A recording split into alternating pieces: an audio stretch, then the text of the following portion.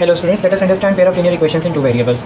जल्दी समझ लेते हैं। पिछले चैप्टर्स में हमने कवर किया था, पिछले क्लासेस में, कि linear equation in two variables क्या होते हैं, उनका सोल्यूशन वगैरह कैसे निकाला जाता है। अब हम इसमें दो तरह के सोल्यूशन समझेंगे, एक तो ग्राफिकल और एक एल्जेब्रिक। एल्जेब्रिक में आपके तीन तरह के सोल्यूशन आएंगे और फिलहाल हम लोग ग्राफिकल पे फोकस करते हैं। अगर दो लीनियर इक्वेशन दी हुई है a1x + b1y + c1 = 0 और a2x + b2y + c2 = 0, ये linear equation in two variables के फॉर्म में है और ये दो अलग अलग इक्वेशंस हैं। हम इसमें कंसिस्टेंसी चेक करते हैं। कंसिस्टेंसी का मतलब होता है कि उसमें क्या क्या सोल्यूशंस दोनों के बीच में आ सकते हैं। पहला देखते हैं, अगर a1/a2 b1/b2 के बराबर ना हो तो इसमें एक ही सोल्यूशन मिलेगा हमें। फिर अगर a1/a2 b1/b2 के बराबर हो गया तो उसमें भी दो कंडीशन बनती है कि वो आगे c1/c2 के बराबर है या नहीं है। अगर तीनों आपस में बराबर हैं तो मतलब दोनों लाइंस, उसके ग्राफ कुछ ऐसे बनेंगे, मान लीजिए कि ये लाइन है तो इसी पे कोइंसाइड करती हुई दूसरी भी लाइन बन जाएगी, तो यहाँ इनफाइनाइट सोल्यूशंस होंगे। और अगर तीसरा वाला यानी c1/c2 इन दोनों के बराबर नहीं है तो वहाँ पे उन दोनों लाइंस एकदम पैरेलल होंगी और इनके बीच में कोई सोल्यूशन नहीं है। ये सबसे पहले सब्स्टिट्यूशन मेथड पढ़ लेते हैं। सब्स्टिट्यूशन मेथड ये कहता है कि हमें अगर दो इक्वेशन दी हुई हैं, लीनियर इक्वेशंस इन टू वेरिएबल्स, तो हम पहली इक्वेशन में से कोई भी एक वेरिएबल की वैल्यू, इस केस में हम y की वैल्यू निकाल लेंगे और उसको वैल्यू जो फर्स्ट इक्वेशन से टालमटोल करके आएगी उसको हम रखेंगे दूसरी इक्वेशन में, और यहाँ पे दूसरी इक्वेशन में पहली वैल्यू रखने के बाद फिर हम इसको सॉल्व करेंगे और अल्टीमेटली हमें एक वैल्यू मिल जाएगी। अब यही वैल्यू अगर हम वापस यहाँ पे उठा के रख देते हैं तो हमें y की वैल्यू मिल जाती है 3 - 7/3 विच इज़ इक्वल टू 2/3।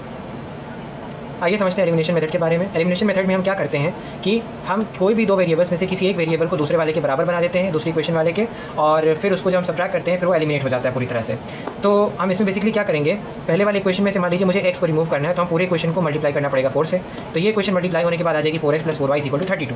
अब इसके बाद क्या है कि दूसरी इक्वेशन हमने वैसे ही लिख दी, फिर जब सब्ट्रैक्ट किया तो ये -2y = 25 आ गया, y = -25/2 आ गया। अब आगे के लिए हमें क्या करना है, यही y की वैल्यू उठा के जब हम इसमें रख देंगे तो x की वैल्यू भी हमें मिल जाएगी। Let us understand cross multiplication method. इसमें हमें दो इक्वेशंस दी रहेंगी इस तरह की, a1x + b1y + c1, जहाँ पे a1 b1 c1 कांस्टेंट है = 0, फिर a2x + b2y + c2 = 0। तो हमें क्या करना है, हमें लिख लेना इस तरह से x, y और 1।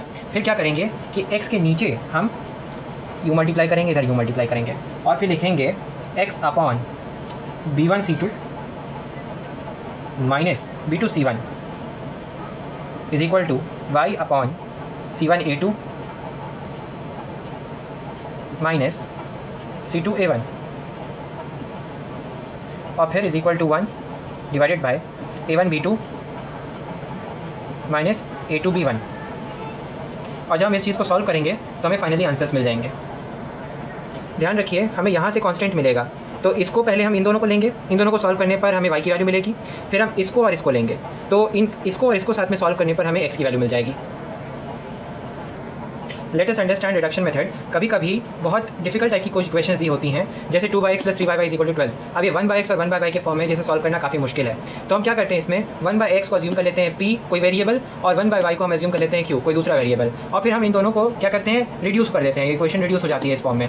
2/x को जगह हम लिख सकते हैं 2 × 1/x that is 2p, 3/y की जगह लिख सकते हैं 3 × 1/y that is 3q = 12। And similarly for the other equation we can write down p + 2q = 4। Now we can use either elimination or substitution or cross multiplication method to solve these two equations.